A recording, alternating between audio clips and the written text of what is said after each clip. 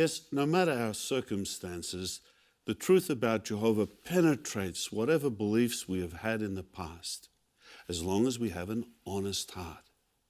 That also applies to those who have committed a crime and now have been sentenced to serve time in prison. Did you know that in many countries around the world, special arrangements are being made to preach inside prison walls? Those involved in prison witnessing meet many individuals that express a thirst for spiritual things. My name is Glenn Monroe Hamilton. I'm in the Atlanta Federal Penitentiary. I just needed help.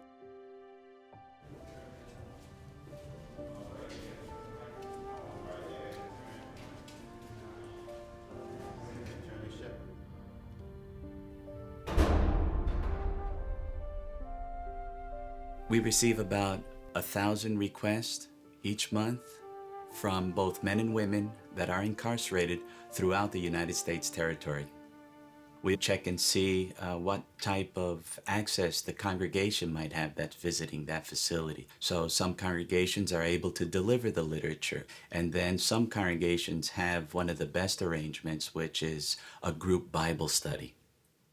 Luke 4:18 speaks of proclaiming liberty to the captives. One way that we're doing that is through the Prison Witnessing Initiative. Our prison ministry program appeals to prisoners searching for answers. If they can't have physical freedom, mental freedom. And who's going to give it to them? Where does it come from? It comes from outside the prison system.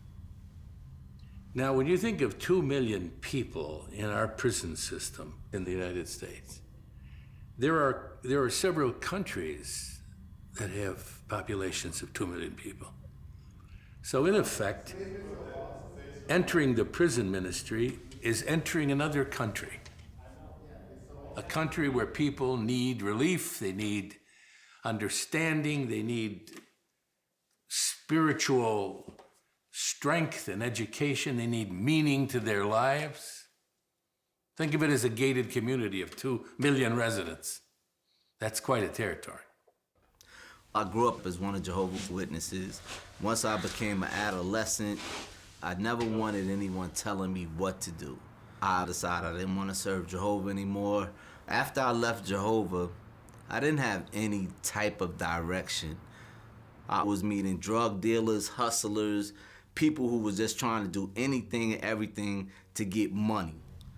I was arrested for conspiracy to sell drugs and sentenced to a long term in the federal penitentiary. I eventually found the Bible. All I did was read the Bible, and read the Bible during that time. I was having a change of thinking in mind because I always knew I had to return to Jehovah. Jehovah was always here, but it was just so hard to return. I started writing a branch, asking for literature to come into the federal penitentiary. The day I met Brother Shabeta, I was actually praying, supplicating, and I was saying, Jehovah, Jehovah, I need to talk to somebody. So now I hear a knock on my door. And I got this man looking at me, and I'm looking at him. He opens the door, looks at me, he says, "Are you an elder?" "Yes." And then I'll never forget what he did next. The door was open, and he reached out and he touched my arm. He says, "What are you, some kind of an angel or something?" I thought maybe he was nuts. "An angel? Hey, buddy, I'm so far from an angel. It's laughable." And he laughs. He says, "Do you know what I was just doing?" "No." "I was on my knees in tears. I was begging God to send somebody here. I was ready to crack." As members of the prison ministry team, we have 3 basic things we plan. We plan our meetings as they would be in a local Kingdom Hall, and we have the inmates participate in the meetings. We have Bible study and one-on-one shepherding. We also have special events we plan for. We have the baptism of inmates once they progress to that point, water immersion behind the prison walls.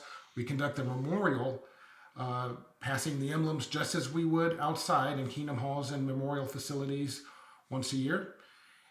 Something happens to them that changes them. We teach them and shepherd them. They develop a love for God and a love for others, which at times seems uncharacteristic because they come in as messed up felons and they leave as loving people. Upon being released from prison, my life is very different. Jehovah's just been blessing me by having a wonderful family. Jehovah's blessed me with a wonderful, beautiful wife. He has also allowed me to reach the goal of becoming a regular pioneer. Jehovah's also allowed me to become a ministerial servant. It's just too many blessings, too many things to count.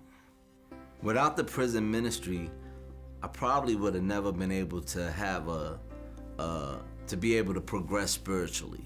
You know, so the prison ministry helped us to be structured, being taught the same Bible teachings that people who are free have. It's just a loving arrangement that's provided by Jehovah that those men in there love and appreciate. I know I do. I appreciate it dearly. It's a vast prison population that is truly ripe for the harvest. But if you're genuine in your heart about wanting to know about Jehovah, He's gonna take care of you. He's gonna watch over you. He's gonna give you what you need, whether you're in prison or you're free. He's gonna take care of you.